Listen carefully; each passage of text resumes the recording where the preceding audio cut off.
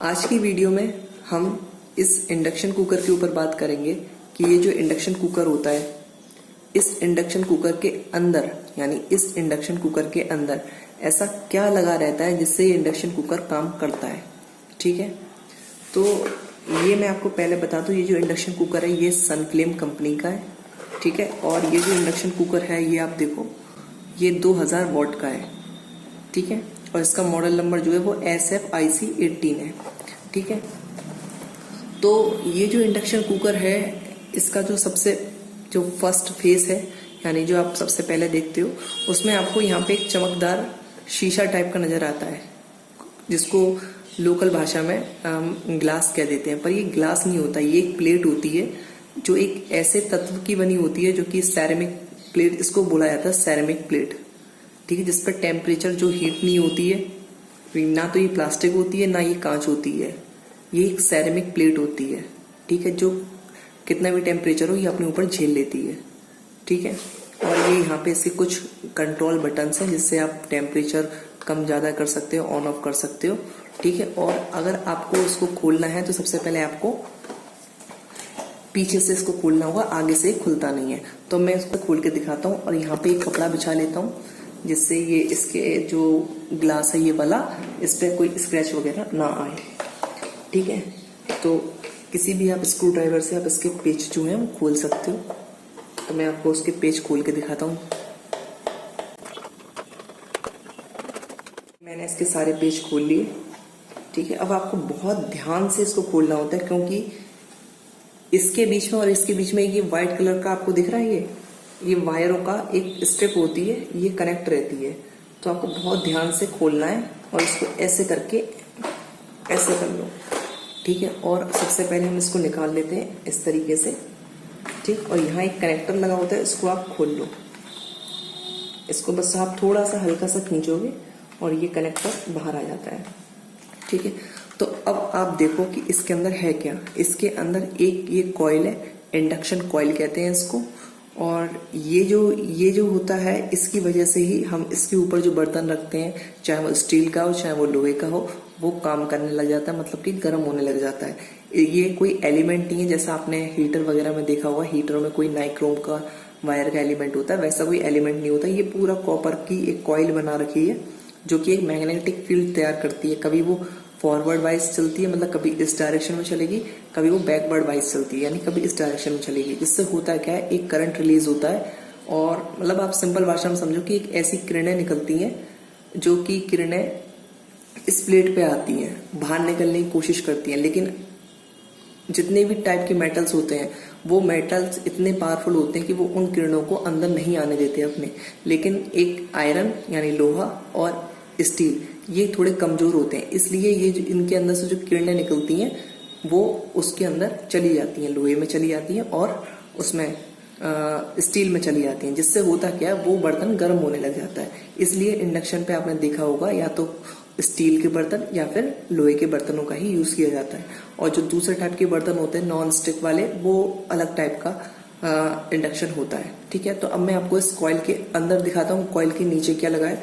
तो उसके लिए भी कुछ पेच लगे हैं, वो खोल लेता हूं मैं।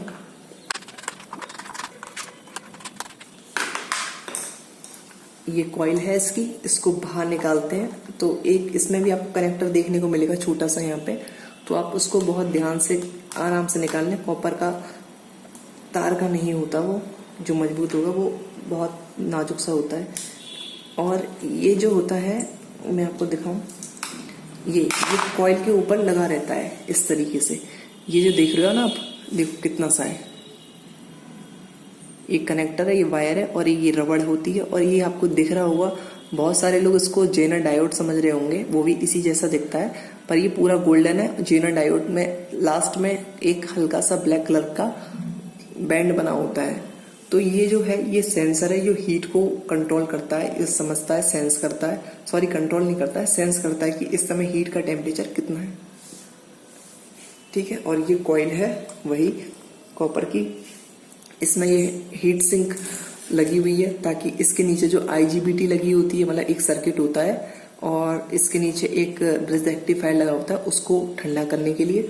और ये इसकी PCB होती है जिससे पूरा कंट्रोल होता है। तो यहाँ पे तो, और ये लीड है, इस लीड से क्या होता है 220 वोल्ट करंट इसके अंदर आता है। तो ये जो पूरी प्लेट है ना 220 वोल्ट करंट को अलग साइड में रख देती है इसके लिए, और कुछ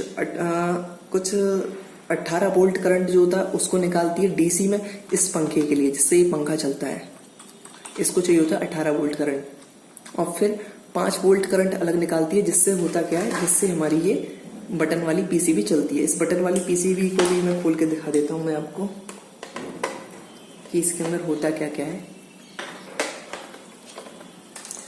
इसके अंदर कुछ ये होता है, इसके अंदर आपके ये एलईडीज लगी रहती हैं रेड कलर की, और ये बटन लगे रहते हैं, और ये डिस्प्ले लगी होती है, ठीक है। और एक पीछे माइक्रो कंट्रोलर आईसी होती है, और कुछ भी नहीं होता है इसके अंदर।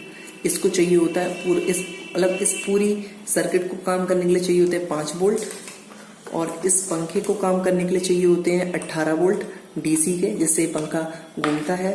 और इसको काम करने के लिए चाहिए होते हैं इस कॉइल को 220 मतलब 220 230 जो भी अपने घरों में वोल्टेज आते हैं वो। अब देखो इसमें है क्या क्या, एक तो ये कॉइल है, ठीक है, और एक ये फैन है 2, और ये एक सर्किट है जो मैंने आपको दिखाया था बटन कंट्रोल करने वाला वो, ठीक है, और एक ये सेंसर है, बस ये एक ये मेन पीसीबी है, एक हीट सिंक है, और एक टेस्टिंग लीड है। तो बस यही सारी चीजें होती हैं, इसी से हमारा काम हो जाता है। अब देखो इसके अंदर जब करंट जाता है तो ये सर्किट जो है 230 वोल्ट को निकालता है इसके लिए, 18 वोल्ट निकालता है इस फैन के लिए, और 5 वोल्ट निकालता है इसके लिए। पंखा चलता है इसलिए कि इसके अंदर जो हीट ज्यादा बन रही है उसको वो नीचे के रास्ते बाहर निकाल दे, बस यही इसमें फंक्शन होता है, और इसी से ही हमारा इंडक्शन ऑन हो जाता है। जब भी इसके अंदर करंट दिया जाता है कॉपर की कॉइल में तो मैग्नेटिक फील्ड बनता है, जैसा मैंने आपको पहले बताया। उससे क्या है, कभी इस डायरेक्शन मतलब इस डायरेक्शन में बनेगा मैग्नेटिक फील्ड, कभी इस डायरेक्शन बनेगा। इससे होता है क्या, जो अंदर का जो मैग्नेटिक फील्ड है, यानी कि जो किरणें हैं, आप सिंपल भाषा में समझो, वो निकलने की कोशिश कर रही हैं बाहर, पर वो निकल नहीं पाती।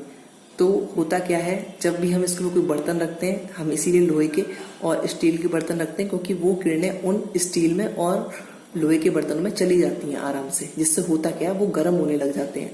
और वहीं पे आप कोई दूसरा एल्युमिनियम का बर्तन रखोगे, उसके अंदर वो किरणें जाएंगी ही नहीं, इसीलिए एल्युमिनियम का बर्तन काम नहीं करता, ठीक है। तो ये था एक थोड़ा सा इसके बारे में जानकारी कि इसके अंदर क्या होता है इंडक्शन के अंदर। तो आई होप अगर आपको अच्छी लगी हो ये वीडियो तो लाइक कर सकते हो, अदरवाइज कोई बात नहीं। मिलते हैं फिर किसी अलग वीडियो में, तब तक के लिए बाय।